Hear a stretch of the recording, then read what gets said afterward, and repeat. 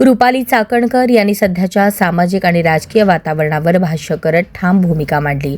असुरी विचाराच्या प्रवृत्तीला नष्ट करण्याचा आमचा प्रयत्न आहे असे सांगत त्यांनी समाजात पसरत चाललेल्या नकारात्मक प्रवृत्तींवर टीका केली।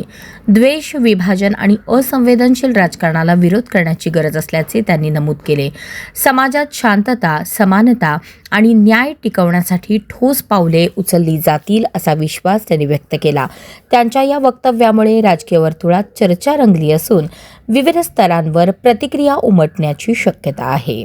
आज जो आमचा कोल्हापूरमध्ये सक्षम हा कार्यक्रम चालू आहे तो त्याच उद्देशाने आहे। याच्यामध्ये IC कमिटी आहेत। महाराष्ट्रामध्ये 31% महिला या वर्किंग वुमन म्हणून काम करतात। या महिलांना आपल्यासाठी असलेला कायदा हा IC कमिटी सगळ्यात असं प्रभावी शस्त्र त्यांना शासनाने दिलेलं आहे। हा IC कमिटी महिलांना माहीत असणं गरजेचं आहे। पॉश ॲक्टचा कायदा आहे, PCPNDT आहे।